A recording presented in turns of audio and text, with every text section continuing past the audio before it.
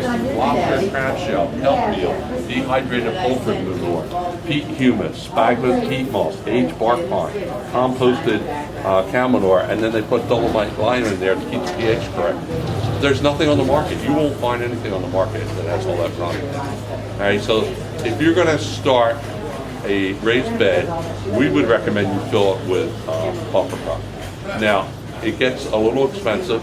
You can do a 50-50 mix. You can get a good topsoil, mixed bumper crop, and do a 50-50. If you're doing a bed outside, we'd like to see you at least put an inch on it and rake it in, till it in.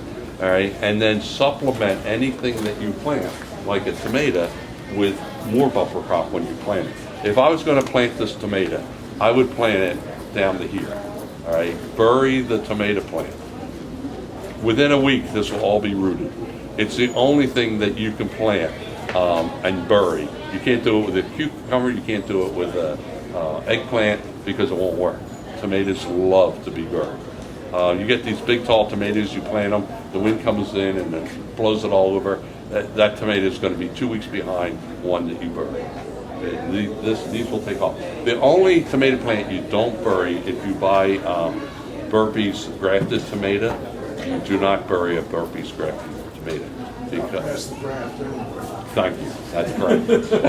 Because then you're going back to the original plant. So you could go right up to the leaves, but you can't go past it? No, on a Burpee's grafted, you just go, they graft it at the bottom. Yeah. Okay. You can't bury it. Yeah, but any other tomato plant, bury it. You know, I might actually bury mine up until there. All right, but I'll dig a big hole and fill it with bumper crop. I use straight bumper crop. How big of a hole do you For a tomato plant like that, big, I use as big as the bowl of tin? yes, but I actually, mine's bigger because I use a post hole digger. All right, so I want it. Here, if you really get He's into got a deepie. yeah, but if you really want yeah. Yeah. But I'll tell you a little trick, but you got to pay attention to what I tell you, otherwise it's going to burn your tomato plant. Is everybody here organic, or some people use? Okay, you can take organic fertilizer, or you can take a 5-10-10 chemical. All right, and you got a hole. Right. It's a foot deep. Right. You dug it out with your Hole bigger than I'm going to get. Yes. And then you're going to take a small amount, okay? When I say small amount, that much of fertilizer, a 5-10-10 or I have plantain. a plantain's fine. And you're going to put it at the bottom of that hole, all right? Then you're going to take the soil that you just dug out and you're going to put 2 inches on top. And then you're going to pound it down, okay?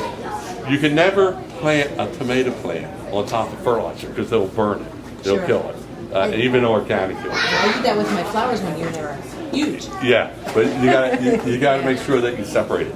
Then you plant your tomato plant, all right, and you fill that hole with bumper crop. Okay, fill it with bumper crop, and what I like to do, and it depends on how many you're growing, is I like a drip hose, because if you can water your tomato plant and any plant without getting the leaves wet, you're gonna have a lot less disease. If you water overhead, you're going to have more disease because most of your fungus and black spot and anthracnose is in the soil, and when it rains, it splashes up. Now, if it rains, you're not going to be able to help that. But if it's a dry year and you want to water, use the hose, and it saves a lot of water because you're going to put it by each plant, and you're not watering the whole garden. So that's the flat hose with the holes in it. It's a round hose. It's the round. It's called a drip hose, and it just. The other one. And the other one worked too, but the drip hose works good. And then you're not going to touch that. You're going to let it grow, all right, until you see the first tomatoes start to settle, all right. And that plant's going to be big, okay. You're going to, and I recommend you, no matter what varieties you do, you stake them. I actually use a metal stake, but a wooden stake, and you tie your plant as it grows, all right. And then after that first tomato sets, you're going to, and it's going to be big, you're going to put a circle of fertilizer around each one, all right? Either organic or, I like 5-10-10, that's what I use. And then that's it, that will feed your tomato for the rest of the season. If you've never fed your tomato after you planted it, you're going to be amazed how nicer the tomato, you know, it's got a short growing season, you're trying to force it to get as many buds on it, set as heavy as you can. Never use a real high nitrogen. You wouldn't use 10-10-10. 5, 10, 10 is solid. Nitrogen is your first number. All right, so you want a low first number, which 5 is high enough. If you use too much nitrogen on a tomato plant, your tomato plant will be the biggest thing you ever saw, but it won't set any flowers. All right, it just won't. And the other thing you got to be careful when you do a tomato plant, they love sun. Tomatoes will not. You almost need 100% sun. You could get away with a little shade, but not much, because the shade, a tomato you're going to see, it just keeps growing. It's trying to find the sun. It's another reason why you get a long-acting tomato. So keep it in the sun. Everything likes sun.